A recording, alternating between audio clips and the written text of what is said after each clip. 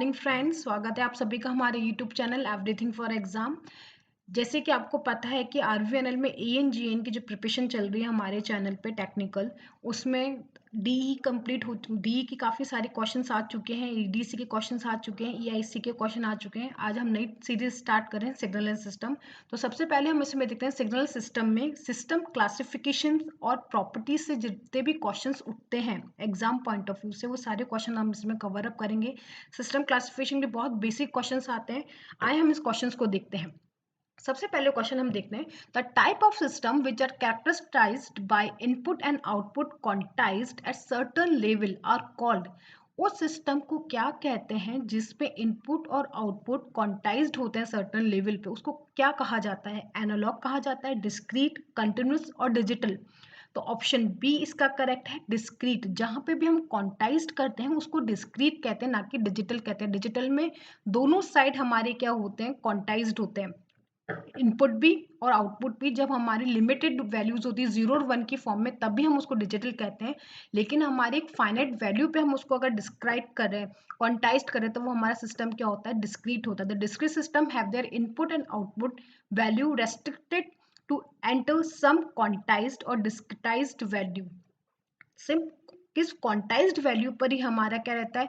हम उसको इस वैल्यू पे क्वांटाइज्ड कर देते हैं, वो हमारा सिस्टम कहलाता है, डिस्क्रीट कहलाता है। सेकंड क्वेश्चन देखते हैं, the type of system which are characterized by input and output capable of taking any value in a particular set of values are called. अगर कोई सिस्टम ऐसा है जो कोई भी वैल्यू ले सकता है पर्टिकुलर सेट में से, उसको हम क्या बोलते हैं? एनालॉग, डिस्क्रीट, डिजिटल और कंटिन्यूस। तो ऑप्शन डी इसका करेक्ट है, कंटिन्यूस सिस्टम बोलते हैं उसको।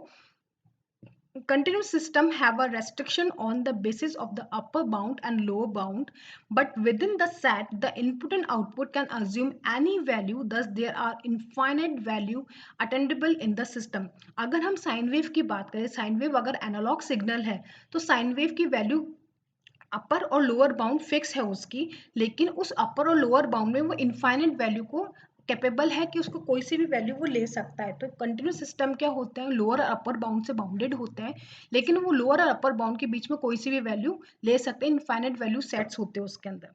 Next, an example of the discrete set of information और system is.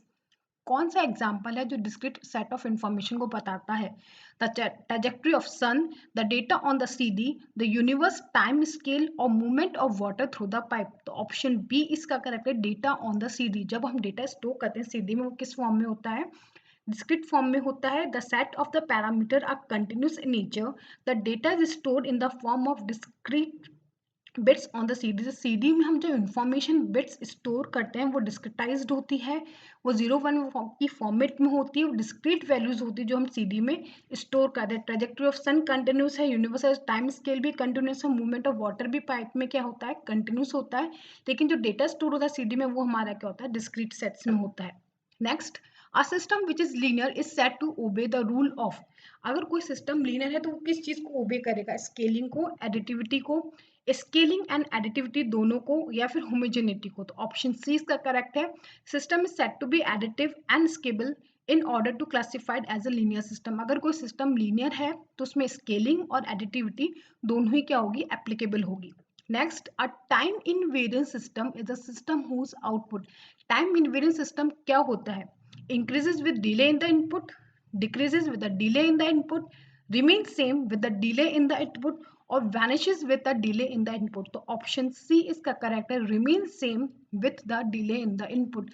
Time invariant system वो होता है अगर हम उसको डिले भी कर दें इनपुट में तो भी वो क्या रहेगा? सेम रहेगा। Time invariant system output should be directly related to the time of the output, there should be no scaling, that is yt equals to fxt।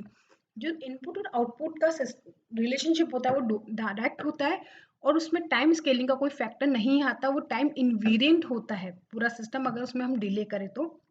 Next question, the should real time instrument like oscilloscope should be time invariant. जो time oscilloscope होता है वो time invariant होना चाहिए, yes, sometimes, never, और they have no relation with the time. Option A इसका correct है, तो oscilloscope should be time invariant, that is they should work the same way every day and the output should not change with the time at which it is operated. जिस time पे हम उसको operate कर रहे हैं, अगर हम उसको अलग टाइम पे भी ऑपरेट करें तब भी उसके सिस्टम जो सिग्नल्स हैं वो सेम रहने चाहिए। तो ऑसिलोस्कोप क्या है, हमारा टाइम इनवेरिएंट सिस्टम होना चाहिए। Next, all real time system concern with the concept of causality are non causal, causal, either causal और नॉन कॉजल और मेमोरीलेस। जो रियल टाइम सिस्टम होते हैं वो किस पे डिपेंड करते हैं? ऑप्शन बी इसका करेक्ट है, कॉजल होते हैं। जितने भी रियल टाइम सिस्टम्स हमारे होते हैं वो सारे क्या होते हैं, हमारे कॉजल होते हैं। All real time system are causal since they can not have perception of the future and only depend on their memory. तो कॉजल सिस्टम वो होते हैं जो फ्यूचर की वैल्यू पे डिपेंड नहीं करते। तो रियल टाइम सिस्टम जितने भी होते हैं वो फ्यूचर की वैल्यू को प्रिडिक्ट नहीं कर सकते। फ्यूचर की वैल्यू को प्रिडिक्ट नहीं करेंगे तो सारे सिस्टम क्या होंगे, हमारे कॉजल होंगे। Next, a system is said to be defined as non causal when. कब हम सिस्टम को नॉन कॉजल डिफाइन करते हैं?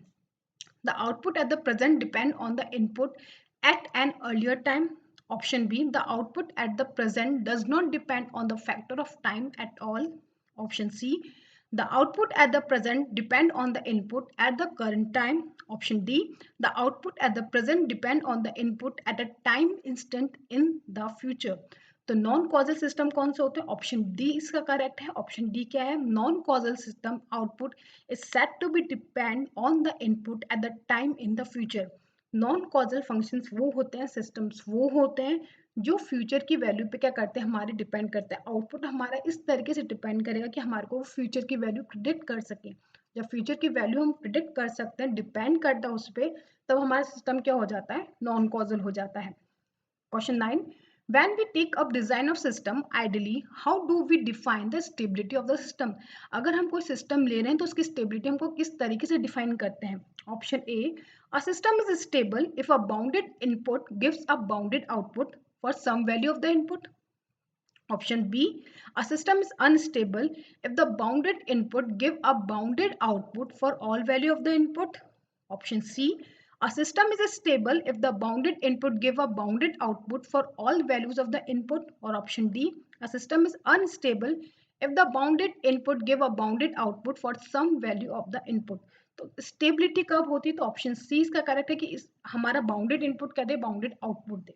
तो ऑप्शन सी हमारा करेक्ट है। For designing a system it should be kept in mind that the system does not blow out for a finite input. Thus, for every finite input should be a finite output.